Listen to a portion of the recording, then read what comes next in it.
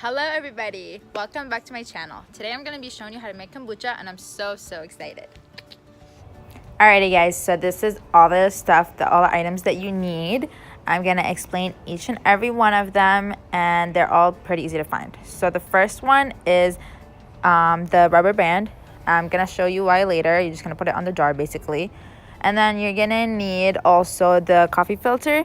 You are just going to need, depending on what kind of jar size you will have. Mine, I just kind of measured it by my hand like that because that's how big mine is. But if yours is smaller or bigger, you just need to adjust the size. And we're gonna need sugar, whether it's white or brown sugar. You make sure that it's cane sugar. Next, we're using tea.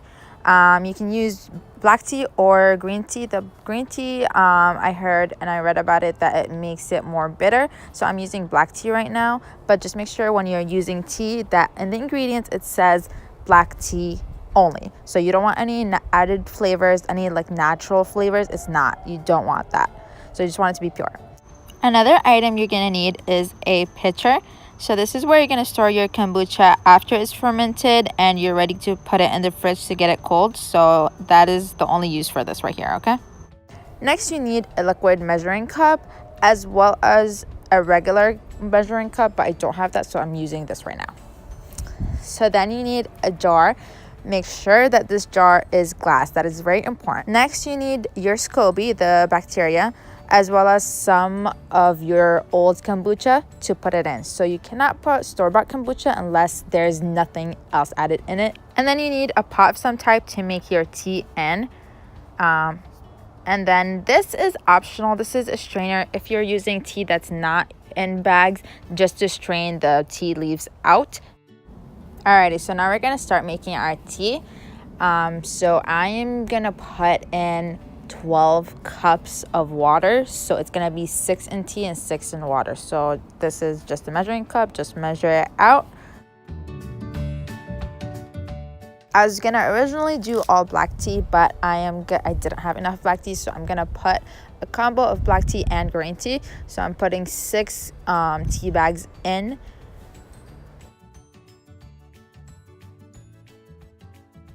Usually when you make tea, you leave your bag in there for a minute or two, but this, you want to leave it in for at least 10 minutes after the water boils. Alright, so what I'm going to do now is I'm going to add 6 cups of water to the jar. I put 6 cups of water for my tea, so it's going to be the same amount, the same ratio.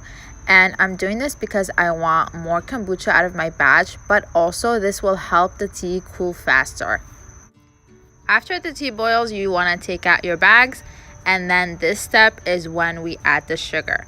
So the sugar is what the bacteria is going to feed on actually. And in the recipe, we're going to use 1 cup of sugar.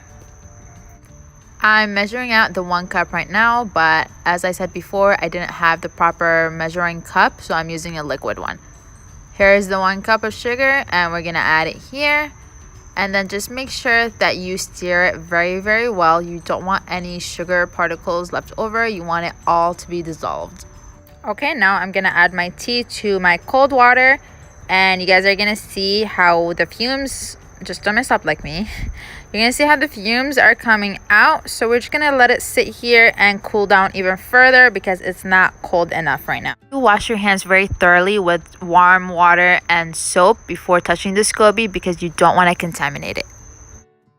Alrighty, so this is an exciting part. So this is right here is a SCOBY, and it stands for symbiotic culture of bacteria and yeast. And this is what's actually gonna eat the sugar and start the fermentation process. And it is live bacteria, but it's the good bacteria. And it's pretty cool because every time you make a kombucha, the layer is gonna give birth to a new one. And so the new layer would be on top and the old SCOBY will be on the bottom.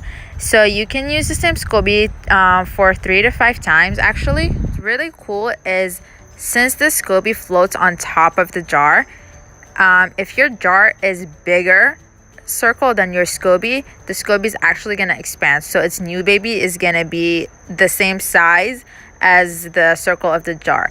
So that is very cool. You can kind of make it bigger, I guess.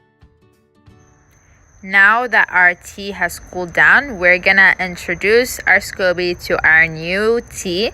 So you're just gonna like throw it in there, and most times it goes to the bottom and then it'll float on top. So if it's not on top right away, it's fine. And then you want to add the kombucha that you've already had before. So this can be from an older batch, like I said. If it is store-bought, just make sure that there's no other flavors, juices, and whatnot. And this is gonna help it start the whole process also. So I'm not gonna put the last SCOBY because I'm gonna use it for something else, but we're pretty much ready now. One of our last steps is to cover our kombucha with the coffee filter. So we're doing this because we don't want any dust or any particles to go inside our kombucha and contaminate it. So you just want to cover it and put like the elastic band on it, and then you have to store it somewhere that is dark. So now we're good to go. Store it for 7 to 10 days only, and just close the door and forget about it. Do not move it at all.